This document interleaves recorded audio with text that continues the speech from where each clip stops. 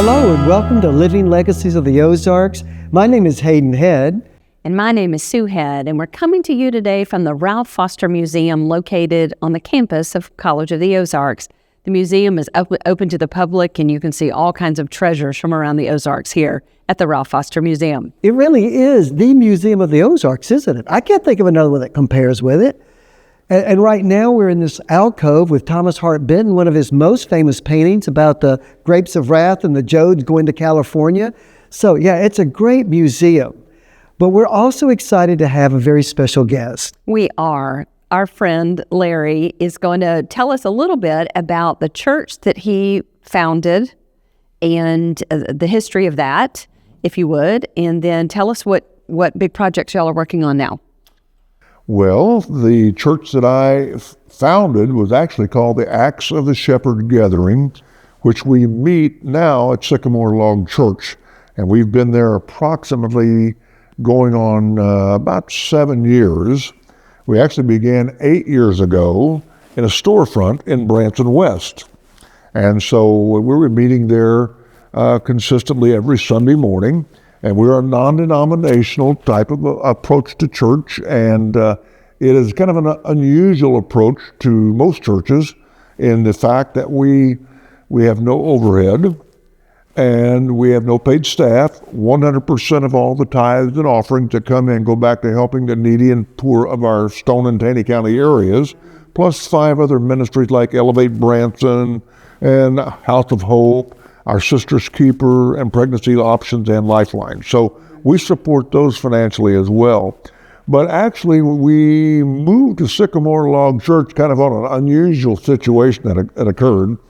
My wife, as a little girl, my wife Judy, was raised in a church that had Christmas Eve services, candlelight services. And so the Christmas, about 7 years ago, she said, I'd like to have a Christmas candlelight service. And we were at that time meeting in a storefront. And I looked at her and I said, you know, as much as I would like to do that, a storefront really isn't conducive to the atmosphere you'd really like for a Christmas Eve candlelight service. And she looked at me and she said, I don't want to have it there. And I said, wonderful. Where do you want to have it? And she said, I want to have it at Sycamore Log Church. Yeah. And I said, Judy, I don't know anybody there. I don't even know how to get in touch with those people. And she said, oh, you will. Oh, you will. You know, you understand, Hayden, with how that works. I know how that works. Yeah. So I went to work and I found out who the trustees were. So I made a phone call to them and asked them if it would be possible for us just to come and have a Christmas Eve service there. And they said, sure, we'd welcome you, you know. And I said, you're welcome to come if you'd like to be. And they said, thank you, we will. We'll try to come to that. So Christmas Eve that year, we had a wood stove in the center of the building at that time to keep it warm. That's all they heated with. And as you know, the Sycamore Log Church is about 90-something years old and no indoor plumbing. So we have outdoor restrooms and we had no heat other than a wood stove at that time. So we went over early that evening, started a fire in the wood stove to get it warm, and people started arriving. And it was kind of fun because we had no idea who all would come. We just kind of put the word out that the Acts of the Shepherd was going to have a candlelight service for Christmas. We packed it out. There was like 70-some people. And if you've ever been to that little church, that's like sitting shoulder to shoulder. So, but what a wonderful night it was when we read the Christmas story. And we also had a mother and a little baby infant there dressed as Jesus, and they were dressed as and to display the Mary and Joseph scene, read this Christmas story, and had the candlelight service and sang Silent Night. Now, different from Judy's church of her childhood, she was raised in a little town called Columbia, Illinois, and everyone there was of German descent. So that evening, on those Christmas Eves, they would sing Silent Night, only it was called Stille Nacht in German. And I'd stand there, you know, I was born and raised here in the Ozarks as a boy, and I had no idea what they were singing, but I recognized the melody, you know. So we had a great Christmas Eve service. Well, the next day after the Christmas Eve service, we got a phone call from the trustees, and they said, you know, Sunday morning services here have dwindled down to 2 to 3 people, 4 people.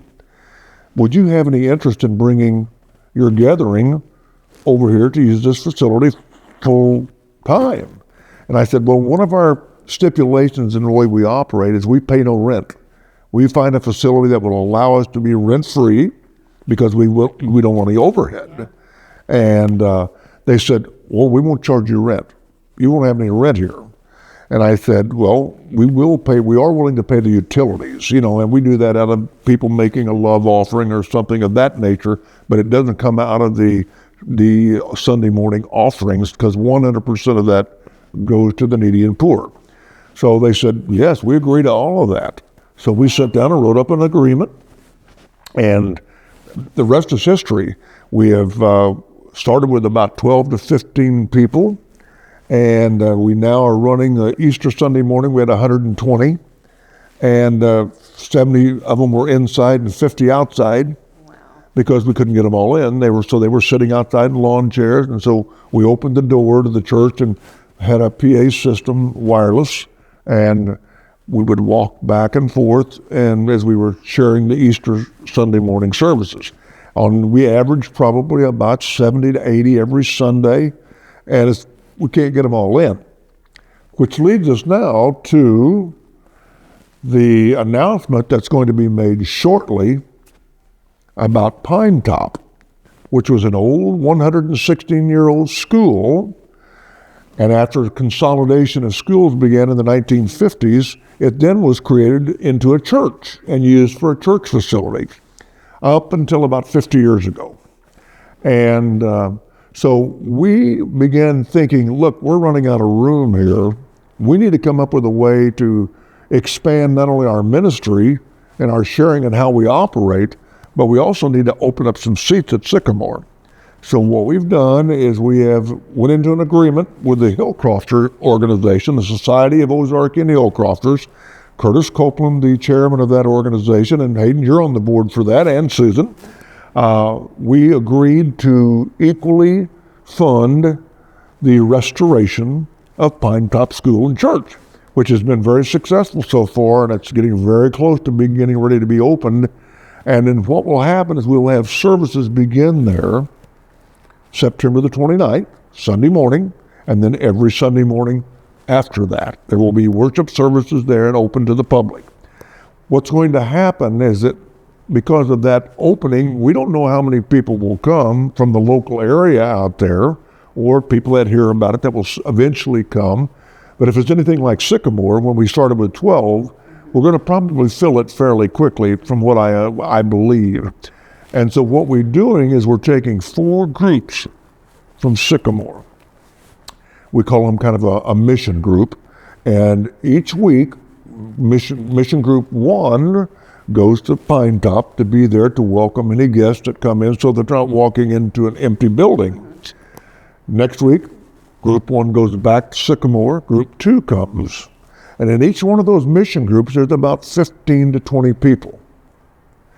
And that opens up 15 to 20 seats at Sycamore every Sunday, but it also plants a seed out there to welcome people coming in. Now, what happens after Pine Top's full? Only the Lord knows. That's right. That's right. Another opportunity. And he'll tell That's you. great. And maybe the Hillcrofters and us will find another empty old church building or schoolhouse that we can use again, Well, you mentioned September 29th as the first Sunday. So is that also the grand opening of the Pine Top? That's the grand reopening, yes. And what's going to transpire on that Sunday is we will have worship services at 10:30 for Group 1 mission group and anyone else that would like to come. It'll be open.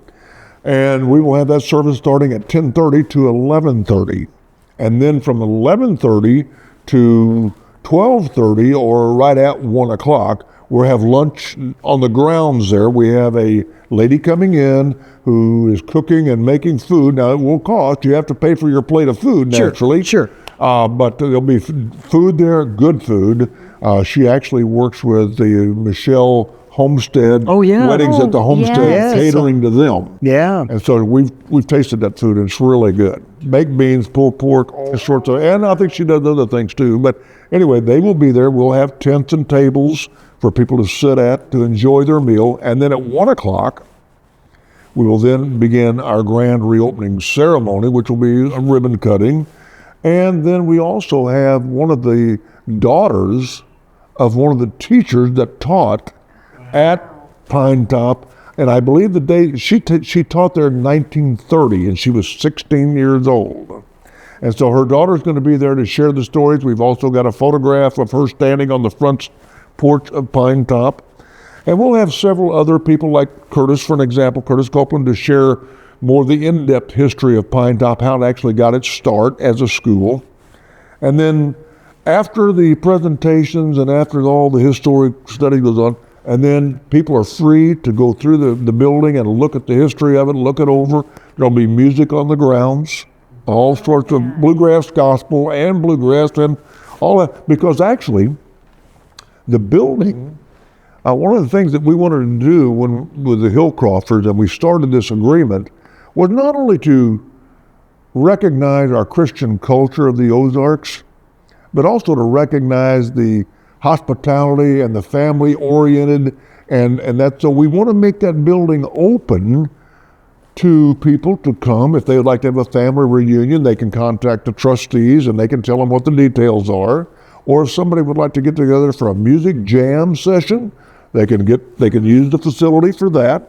And the trustees are setting up all of the arrangements so that they can handle those things properly and people can come and go.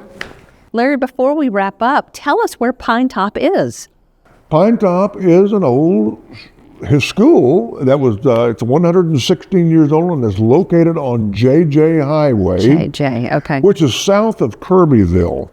Now, it's real easy to find. Seriously, it really is. If you go down 65 Highway, like you're going to Arkansas, to Harrison, and if you make a left at the Omaha Arkansas exit, Highway 14, and you make a left and go about 2 miles, you'll come to what's called the Old Springfield Road. Make a left on the Old Springfield Road and go about 4 miles, 4 miles, and you can see the Pine Top School on your left-hand side. You can't miss it. Now you can go through Kirbyville, get on J Highway, and go to JJ and make a right. And once you get on JJ, Pine Top's there. You just have to be, it's right past, about 2 miles past Murder Rock. Right. Okay, and so what appropriate place for a church near Murder Rock. And it's September 29th. September the 29th, Sunday. Okay, great. And Thank so you it's just so much. free and open to the public except for the lunch. Except for the lunch. You have to pay for your food, which you'd have to do at home or wherever it may be. But it's free, it's open, and we encourage the public, the Branson area, the Stone and Taney County, to come that day and witness to great music. Johnny Myers will be there, which is of the Pitney Meyer group, which just recently had concerts here. They also at the Station Inn in Nashville. They will be there performing. Of course, Emily Flatness will be there performing, and numerous other, Justin Sifford and Lori, who play all the time, they will be there. So we'll have lots of music and fun things to do. It's going to be fun. That sounds great, Larry. Thank you so much. And what an expression of hospitality, too, to welcome people in, to create this place for church, but for community, even more broadly speaking. You're right, that is something that we want to preserve about our Ozarks. Absolutely, and visitors are welcome too. Yep, we look forward to it. And there's one thing about the gathering that I want to make just a final mention of, is this. We are finding that people today are searching for more of a family group-oriented type of worship. They've been to the steeples and the stained glass and the mega churches, and they get lost. At the gathering, you know everyone, and they know you. Yeah, very good. Thank you so much Larry. for being with us pleasure. today. My pleasure. Thank you for having me. Well, and thank you for joining us at Living Legacies of the Ozarks. We hope you have a great day.